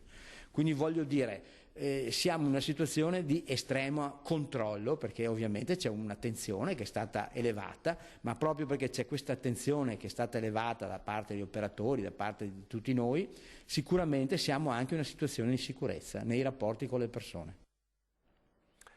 Allora, questo è il quadro della situazione per quanto riguarda il cluster cosiddetto di Treviso, il secondo più importante del Veneto dopo Vo, ricordando però che appunto parliamo in gran parte di asintomatici, come parliamo anche a livello Veneto, insomma la metà dei casi, dei contagiati, sì, nella metà dei casi si tratta appunto di persone asintomatiche. Leggevamo poco fa ecco questa frase, queste dichiarazioni importanti, adesso ve le leggo subito, perché nella novità di oggi del report della Regione c'è anche Verona, e lo ha confermato il sindaco di Verona, Federico Sbuarina, che dice: l'autorità sanitaria mi ha comunicato che oggi nella nostra città 2 persone sono risultate positive al coronavirus Covid-19. La macchina della prevenzione era già attiva al massimo e continua ad esserlo. Invito quindi i veronesi a mantenere le proprie abitudini nel rispetto, come hanno fatto finora, delle misure igienico-sanitarie. In ogni caso Verona non si deve fermare, dice Sbuarina, pur seguendo le prossime prescrizioni che il Ministero comunicherà alle regioni. Dobbiamo continuare a vivere la nostra quotidianità. È il nuovo cluster, quello di Verona, appunto con 2 casi, uno di questi asintomatico, che quindi riguarda il capoluogo Scaligero. Un altro elemento importante, lo stavamo dicendo prima, è l'aspetto economico. Tutti sono in attesa di capire come e se verrà modificata la bozza che riguarda anche ad esempio la situazione del commercio. Come sapete, le attività commerciali sono aperte, si chiede però, c'è questo passaggio della bozza che parla di misure un po' di restrizione per quanto riguarda il controllo delle persone. Insomma, si chiede la necessità di gestire meglio la presenza delle persone per evitare assembramenti, ma lo ripetiamo, le attività commerciali restano aperte.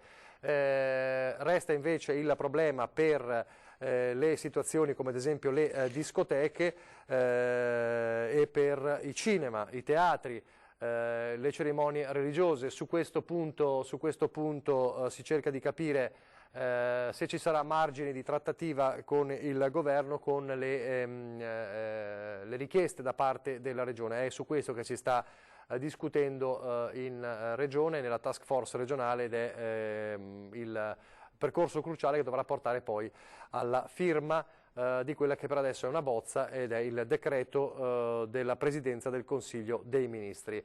Effetti che però sono, l'abbiamo raccontato tante volte in questi giorni, già molto negativi. 3,6 miliardi il piano straordinario predisposto dal Ministro dell'Economia e delle Finanze Roberto Gualtieri, ma per la CGA di Mestre non bastano. Lo aveva già anticipato ieri a noi il coordinatore dell'ufficio studi della CGA di Mestre, Paolo Zabero. Sentiamo cosa ci aveva detto. Siamo il motore economico del paese. Se si blocca questo motore economico è evidente praticamente che si ferma il paese. Quindi qual è il pericolo?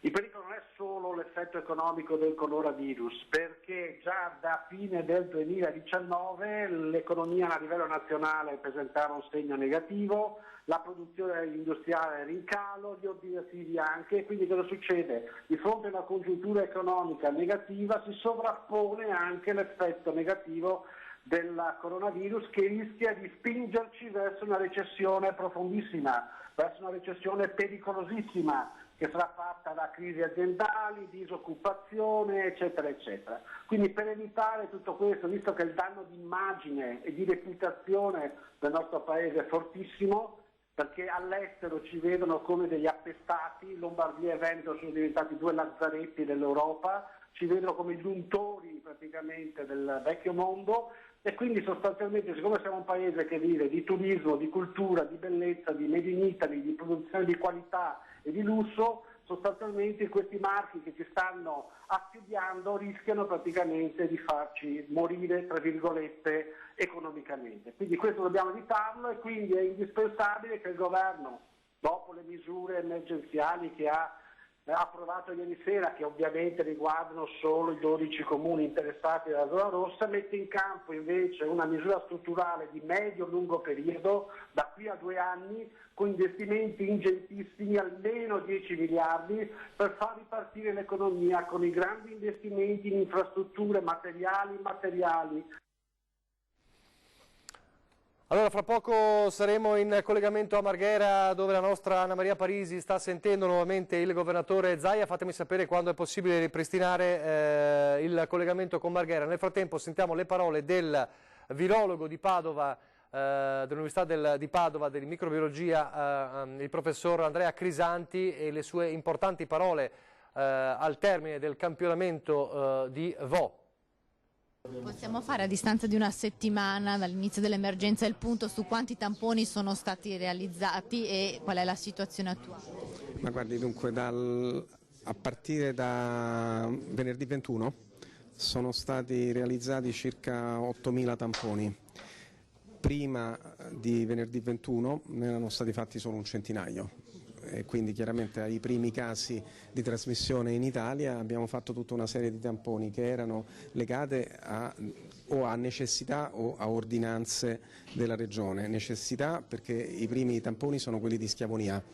Voi sapete molto bene che a Schiavonia c'è stato un paziente che è stato infetto e è rimasto nella struttura ospedaliera per circa 10 giorni e a questo punto si è deciso di testare tutti quanti pazienti, visitatori e personale medico, e questi sono stati circa 1.800 tamponi effettuati con solo 3 positivi. Dopodiché abbiamo testato tutti quanti gli abitanti di Vo, sono circa 3.300 con un tasso di infezione di circa il 2%. Dopodiché abbiamo analizzato tutti i pazienti che si sono presentati a pronto soccorso dell'ospedale o a malattie infettive con sintomatologia respiratoria. Queste sono circa un'altra 2.000 persone, e poi abbiamo eseguito conferme tra tutte le aziende ospedaliere del Veneto che ci chiedevano di confermare se c'erano delle positività.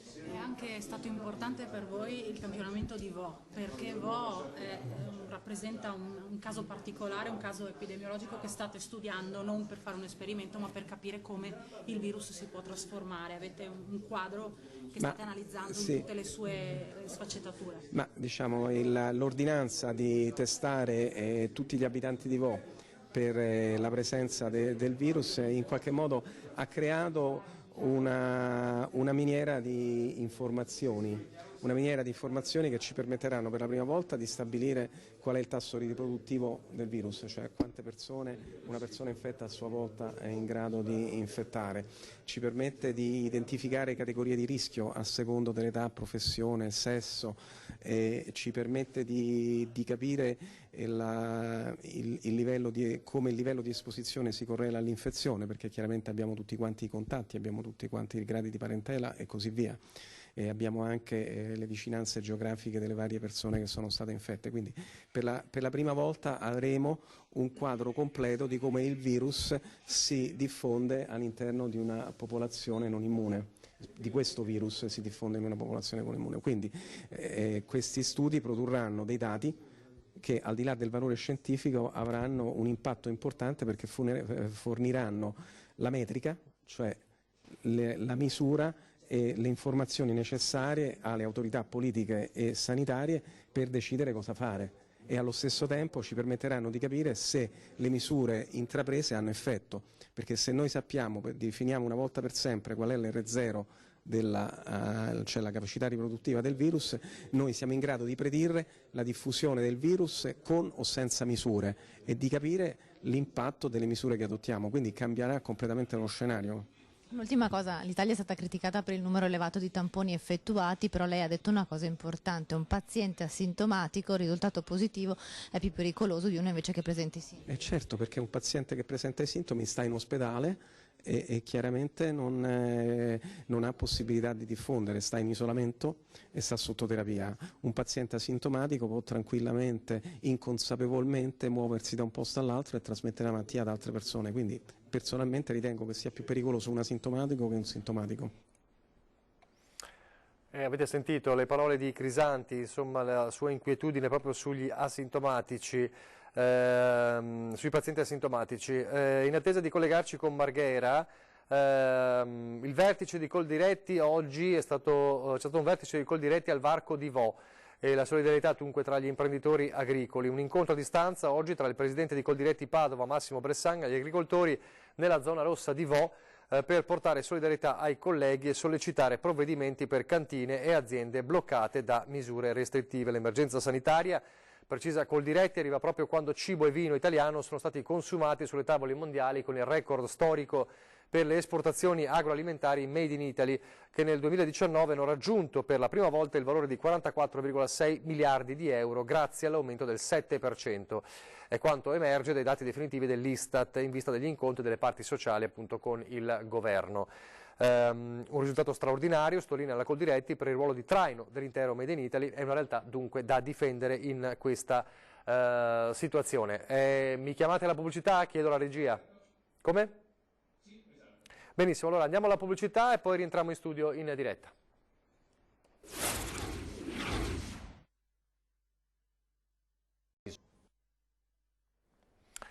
Rieccoci in diretta, nuovamente con voi per raccontarvi nuovi aggiornamenti dell'emergenza coronavirus.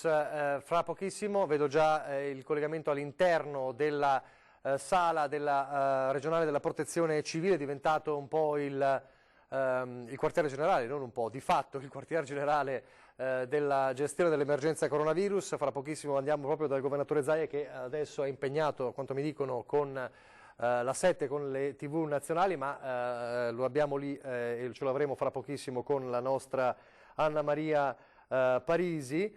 Nel frattempo, proprio per quanto riguarda Zaia, vi leggo una parte di quella famosa lettera di cui accennava Anna Maria Parisi poco fa. Lo ricorderete, lo avrete visto ovviamente, le frasi sui topi vivi mangiati, frasi pronunciate qui ad Antenna 3 in diretta 3 sere fa, e che hanno fatto il giro letteralmente del mondo, e il governatore Zaia ha scritto all'ambasciatore cinese in Italia, che aveva espresso la sua amarezza per quanto aveva sentito. Ha scritto all'ambasciatore cinese dicendosi davvero dispiaciuto per quanto accaduto.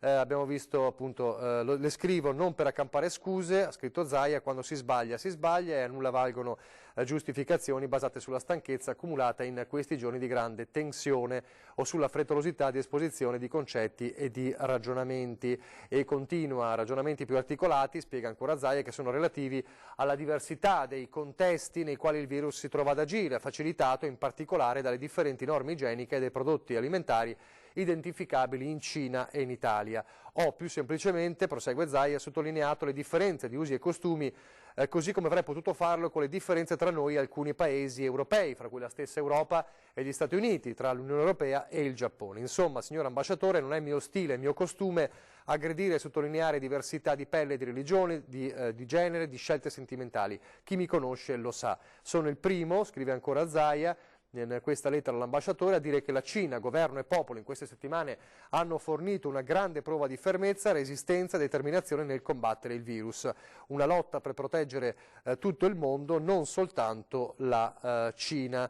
E quindi questa è la lettera, insomma, le parole del governatore Zaia in riferimento a quelle frasi pronunciate proprio qui in diretta 3 sere fa e che hanno scatenato un po' il putiferio. Vedo anche nella zona della task force l'assessore Lanzarin, c'è un via vai di persone, stiamo per collegarci, teniamo la linea su Marghera. Nel frattempo dovrebbe essere iniziata da qualche minuto una conferenza stampa in Friuli Venezia Giulia, la sede della regione della Friuli Venezia Giulia, per quanto riguarda i casi nella regione che fino a ieri non era stata toccata dall'emergenza, ma che in poche ore, prima ieri sera e poi questa mattina, ha visto registrare 5 casi un paziente a Gorizia e gli altri 4 distribuiti tra Trieste e Udine.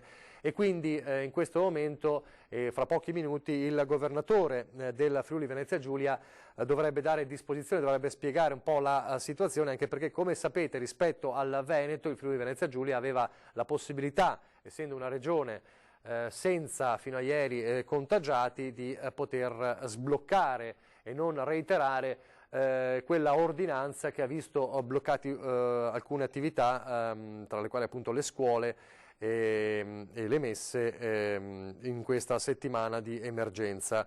E quindi avremo un aggiornamento anche dal Friuli Venezia Giulia. Vedo Anna Maria Parisi, allora ti do la linea.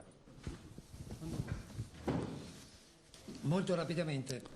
Voi avete chiesto delle misure restrittive che siano meno pesanti, ce le puoi illustrare molto rapidamente? Beh, per il Veneto tenere aperti i luoghi di aggregazione, questo sì, per dare un segnale, ovviamente accogliendo diciamo, le linee guida del mondo scientifico, aperti i ristoranti, aperti i bar, però solo con il servizio al tavolo e mantenendo le distanze di sicurezza, e aperti i teatri, aperte i cinema, sempre mantenendo la distanza di sicurezza, la semplifico, e così per i centri commerciali, la chiusura delle discoteche, perché su questo fronte è stato dato parere negativo, la chiusura di ogni forma di aggregazione fuori dagli esercizi dove si fa mescita di bevande e alimenti, il che significa che si serve solo al tavolo. Le scuole restano sospese, le attività didattiche, queste misure creano ulteriori preoccupazioni o c'è un messaggio che vuol lanciare? Dal Veneto si cerca di lanciare? Beh, le posso garantire che la comunità scientifica chiedeva ben altro. Proprio prova ne sia che noi abbiamo presentato su nostra volontà anche il tema dei luoghi di culto, cioè la possibilità di aprire le chiese, che sono già aperte peraltro, ma poter fare le messe, oppure le sinagoghe, le moschee, quello che è, assegnando i posti, cioè assegnando le distanze e quindi da assumere tra cittadino e cittadino. E dico che la proposta è più edulcorata rispetto a quello che il mondo scientifico vorrebbe, sempre nel rispetto della sicurezza dei cittadini. Perché il rischio è sempre di questa epidemia che può avere uno sviluppo, lei dice rispetto a dei modelli, però non siamo ad una situazione gravissima. Ma guardi, noi abbiamo i modelli, le proiezioni, soprattutto l'esperienza di Wuhan in Cina, da dove è partito il coronavirus. Sappiamo che dovrebbe esserci una crescita esponenziale, siamo pronti ad affrontare anche questa, non vogliamo diffondere allarmismo. In questo momento abbiamo 223 contagiati, quindi non c'è stata ancora questa esplosione, 59 sono ricoverate di queste persone perché sono quelli che effettivamente hanno sintomi, e 13 delle quali in terapia intensiva, 7 sono stati dimessi. La struttura sanitaria del Veneto deve affrontare però una situazione di difficoltà in alcuni reparti, soprattutto per le urgenze, per le terapie intensive. Guardi, è una grande sfida per noi, una grande sfida soprattutto perché intanto ringrazio tutti gli uomini e donne della sanità perché rischiano del proprio tutti i giorni. Prova ne sia che la notizia di oggi è il tema di Verona, con il contagio tra gli ospedalieri e quindi quello che ne deriva, si ha la messa in isolamento fiduciario e quindi perdiamo anche oltretutto uomini e donne valide nel sistema, e diciamo che comunque il sistema tiene, siamo attrezzati al peggio, ovviamente un peggio che non deve essere peggio. Misure sanitarie e poi misure economiche, provvedimenti a sostegno dell'economia, lei andrà anche a Roma ad un incontro? Sì, noi la prossima settimana porteremo avanti questa sfida per risorse ancora per la sanità e poi chiedere, ovviamente il motivo principale è quello di avere interventi straordinari, urgenti e speciali per le nostre imprese, a partire dal turismo che è letteralmente in ginocchio. Qui in Veneto si dice che in ginocchio si sta solo quando si prega, in Veneto abbiamo questo spirito, però è pur vero che in questo momento il Veneto è in ginocchio e va aiutato sul fronte della prima industria che è il turismo con 18 miliardi di fatturato, ma anche di tutte le altre imprese. Che richieste farai sull'aspetto dei provvedimenti economici? Ma stiamo redigendo un documento con le altre due regioni, quindi Lombardia ed Emilia Romagna, comune, l'ottica è quella di fare degli interventi straordinari e urgenti rispetto alla fiscalità e altri temi, e dall'altro anche di iniezione di risorse fresche nel mercato, e dopodiché ovviamente questo Paese deve dotarsi di un budget importante per fare una campagna diciamo, di riposizionamento e di reputation a livello internazionale, cioè dobbiamo riacquisire quella credibilità che abbiamo sempre avuto. Sulla vicenda che nei social è circolata e che ha creato tante polemiche e poi anche tensioni con la Cina, lei su questo ha mandato anche una lettera all'ambasciatore cinese. Ma guarda, per me è una partita chiusa, se poi qualcuno vuole tenerla aperta, ben venga, la tenga aperta, non ho altro da aggiungere, e la fretta e forse anche la stanchezza nell'esporre hanno creato la miscela diciamo esplosiva. Il concetto di base era un altro, e l'ho scritto anche l'ambasciatore, però vorrei ricordare che la stessa Repubblica Popolare Cinese, non è coronavirus. Ecco sì, perché siamo appunto, comunque lei ha mandato questa lettera, siamo in diretta Presidente, ha mandato questa lettera, le ha risposto l'ambasciatore? No, ancora no, cioè, l'ho inviata ieri, però devo dire, ecco, volevo dire che nessuno voleva offendere alcuno, ma era semplicemente una riflessione che aveva altre finalità ed altre motivazioni, che è stata mal interpretata, mal esposta, e per me è chiusa lì. Però ha chiesto scusa appunto. Sì, me l'avete fatto già dire. Sì, l'abbiamo già detto, l'abbiamo già detto, esatto. Presidente, in ultima battuta, dunque, adesso questo documento è pronto, l'avete spedito a Roma, che cosa resta per la sua attuazione? Resta l'attesa di quello che è il tema della pubblicazione, ma soprattutto che prima ci diano una risposta. Grazie. Quindi sono terminati i lavori adesso, detto basta, Presidente? basta. Sì, scusi. Scusa. Non riesco a Ecco, farne due. no, ha ragione. Quindi ecco, torniamo di qua con la diretta, avete sentito, perché siamo in tanti, siamo tanti colleghi. Se vuoi venire un po' più avanti, Paola, così gentilmente permettiamo anche agli altri colleghi di finire il loro collegamento. Anna Maria, Ecco, mi pare quindi di avete capire... sentito dalle parole del Presidente Zaia, c'è l'intesa e adesso non resta che attendere tecnicamente che Roma la recepisca e firmi questo decreto. Domande Quindi da studio? Mi pare di capire che la richiesta è quella di riaprire i teatri, i musei e il cinema, però mantenendo e anche ovviamente quindi la possibilità di fare le messe, quindi le funzioni religiose, però mantenendo le famose distanze di sicurezza. Questo è il concetto, mi pare di capire. Esatto, è così. Scusate, ci possiamo spostare un attimo, Paola, gentilmente? Ecco, sì, ecco. Poi, è così, per quanto infatti, riguarda... è così. Adesso... Per quanto riguarda i bar, che comunque erano aperti anche questa settimana, il divieto dell'aggregazione, diciamo, al di fuori dei bar, nei luoghi di mescita, e quindi si consuma al tavolo. Sì. Questo è il concetto, mentre per quanto riguarda le discoteche, ad esempio, sì, resta il divieto, perché lì c'è stato proprio il no da parte del governo e quindi degli esperti della scienza, esatto, scienziati. Esatto, infatti è così, misure che avrebbero potuto inasprirsi maggiormente, ma c'è stato comunque la Regione ha puntato i piedi affinché ci fosse una congiuntura delle tre regioni coese. Queste e sono così le richieste, sembra ovviamente. sia stato, ma comunque i lavori al momento qui dal cuore dell'emergenza, come hai ribadito da studio, dalla sede della Protezione Civile del Veneto, cioè da Marghera, dove ci troviamo in diretta, sono terminati. Adesso sono l'1:50, i lavori qui sono terminati. Adesso non resta che attendere cosa deciderà in tal senso Roma. Quindi dovrebbe Roma recepire questi emendamenti, queste proposte, dovrebbe tornare il documento e a questo punto la firma e poi la sua attuazione. Questo è l'iter di oggi. Chiaramente bisogna capire se verrà recepito. L'iter di oggi, sì, bisogna capire se verrà recepito e quindi attendiamo ancora qualche ora per naturalmente il proseguo degli sviluppi. Benissimo, grazie. Allora, grazie a Anna Maria Parisi. Allora ci riaggiorneremo più tardi perché dovremo appunto capire Grazie Anna Maria, grazie anche a Paolo Barbato.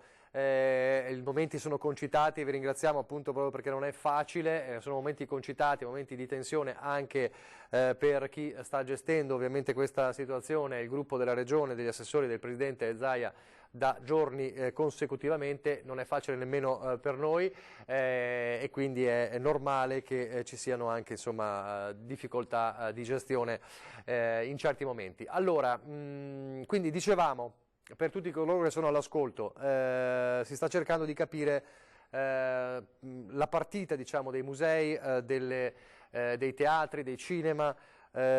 Mi pare di capire che sulla discoteca, che sono luoghi di aggregazione di un certo tipo, non ci sia grossi margini di discussione.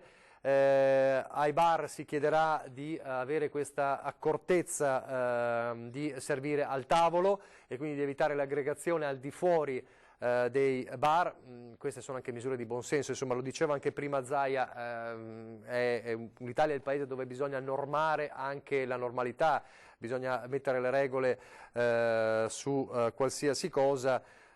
È chiaro che se è da fare bisogna fare, quindi si chiede ai bar ai ristoranti evidentemente questa soluzione, ma è più indicativa per i bar, dove spesso si aggregano molte persone all'esterno. Per quanto riguarda appunto i musei, i teatri e i cinema, l'indicazione di poterli far riaprire con però l'accortezza delle distanze, e questa sarà un'altra partita, capire come si potrà mettere in atto, ma certo è un'altra cosa rispetto alla chiusura. Questo è quello che chiedono le regioni. Adesso passa la palla a Roma. Roma dovrà rispondere e dire sì oppure no, oppure sì in un certo senso o no in un certo senso. Ritorna tutto in Veneto e c'è la firma o meno, ma dovrà esserci la firma deve essere, perché si deve arrivare a una firma in giornata per poter dare attuazione dalla prossima settimana, almeno così abbiamo intuito. So che ci stanno chiamando anche ancora da ieri, l'abbiamo anche ribadito all'assessore regionale Lanzarini, ci stanno chiamando anche tanti docenti, insegnanti, per capire da domani cosa devono fare. Quello che possiamo dirvi, abbiamo sentito ieri l'assessore Lanzarin, quello che possiamo dirvi è che la prossima settimana, da lunedì, cioè da domani fino a sabato, le lezioni sono sospese, quindi nelle scuole sono sospese le attività didattiche, non le altre attività. E quindi si tratterà di ogni persona che lavora all'interno delle scuole dovrà evidentemente coordinarsi con i dirigenti scolastici per capire se e come deve avvenire. Questo ci sentiamo di dirvi, visto che state continuando in molti a chiedercelo, ma lo ha ribadito anche l'assessore Lanzarin ieri. Solo le lezioni sospese, il resto delle attività si può fare.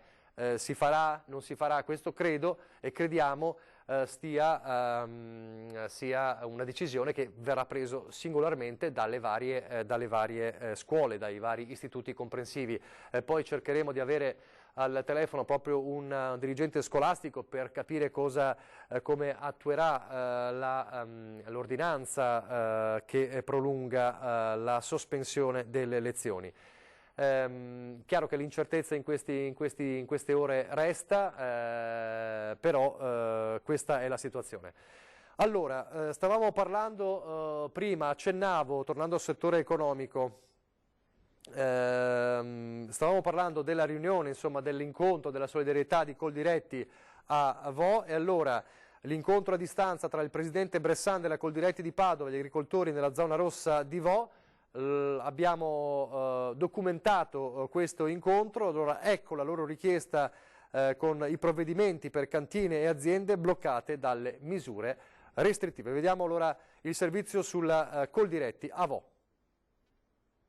Buongiorno a tutti, Bressan Massimo, presidente provinciale di Padova, abito a qualche chilometro da Tuana Vicina e sono qua stamattina con il presidente di Montagnana e di Este per portare la nostra solidarietà a un territorio molto provato in questa settimana. Qua a fianco a noi abbiamo una rappresentanza di importanti aziende del territorio, perché Vo Euganeo, ricordo, è un comune dove l'agricoltura la fa da padrone e dove abbiamo circa più di 400 500 ettari di vigneto con 250 aziende e un 30 milioni di fatturato, quindi una realtà importante dal punto di vista agricolo e importante anche dal punto di vista della trasformazione e della vendita del vino e di agriturismo, quindi un cuore pulsante nella vasta padovana. Quello che chiediamo è una cosa, dopo 8 giorni, è una cosa semplice da un punto di vista anche se può essere anche un po' complessa, quello di riuscire almeno a avere delle deroghe sui prodotti. Qua sappiamo non possono né uscire né entrare niente, nessun tipo di qualsiasi scambio, e quello che chiediamo è quello di cercare di attenuare e far sì che ritornare alla normalità facendo almeno scambiare le merci. Quello che è da sottolineare è che qualsiasi prodotto agricolo non ha all'interno il virus in sé, quindi quello che abbiamo sentito in questi giorni, quando qualcuno cerca di dire di volere dei certificati virus free o quant'altro, anche a livello nazionale, fin da subito, da mercoledì giovedì ci siamo mossi per far sì che questo venga visto come una pratica sleale verso i nostri confronti, verso i confronti dei nostri prodotti del nostro Made in Italy. Questo è inaccettabile anche per un paese dove tante volte la prevenzione la fa da padrone, e quindi vorremmo anche un po' di rispetto e anche un po' di quel che si vuole anche a livello nazionale e a livello europeo. Quello che ci preme è di far sì, di far capire tutta la nostra vicinanza a tutte le nostre imprese. Siamo qua, lavoreremo per riuscire almeno a ottenere queste cose e poi pensare al giorno dopo, nel senso che la zona rossa è quella interessata, ma anche tutte le zone limitrofe avranno dei problemi economici. Quindi dobbiamo dare una grossa scossa. In questi giorni, già mercoledì scorso, come Camera di Commercio ci siamo mossi in maniera unitaria con tutte le rappresentanze di Padova. Abbiamo chiesto all'unisono una cosa sola al governo centrale, mettendo una lettera e mettendo anche diversi punti. La cosa abbiamo chiesto di avere un'energia unica e di andare a puntare e andare al sostegno di un territorio così vasto e di dare quella forza, quella propulsione necessaria per le nostre imprese, perché altrimenti sarà dura ripartire. E poi ancora un appello da parte dei viticoltori di Vo. Sentite. Buongiorno a tutti, siamo 2 viticoltori della zona dei Colli Ugani e io sono Alessandro Facchin dell'azienda Cadel Colle. Io sono Emanuele Farasin, azienda agricola La Campagnola. E volevamo assicurarvi che i nostri prodotti sono sani, controllati e garantiti e quindi potete ordinarli e comprarli con tranquillità. Allora, prima della pubblicità, chiedo alla regia se riusciamo a far vedere anche un altro servizio che arriva sempre da Padova. Importante questa notizia perché ci sono già 6 persone dimesse a Padova. Allora i medici hanno chiesto la sperimentazione di un farmaco che arriva dagli Stati Uniti. È arrivato nelle scorse ore un farmaco antivirale non commercializzato in Italia ma venduto e utilizzato negli Stati Uniti. Lo hanno richiesto i medici della Task Force Veneta contro il coronavirus che, assumendosi la responsabilità, lo somministreranno ai pazienti che si trovano ricoverati a Padova. Abbiamo richiesto per questi particolari soggetti l'utilizzo di un farmaco che non è registrato in Italia, per il quale quindi abbiamo chiesto l'autorizzazione al nostro comitato etico, prendendoci noi medici la responsabilità di somministrarlo ed avendo il consenso del paziente, un nuovo antivirale. Ci tengo comunque a sottolineare che stiamo utilizzando già degli antivirali che non sono specifici per questo virus ma che vengono utilizzati per altri tipi di infezioni virali e per i quali è stato dimostrato un certo tipo di attività. L'età media delle persone ricoverate nell'azienda ospedaliera di Padova per coronavirus è di 68 anni con un range che va dai 33 anni, il paziente più giovane, agli 84, quello più vecchio. I casi più complessi riguardano pazienti che hanno anche altre patologie in atto.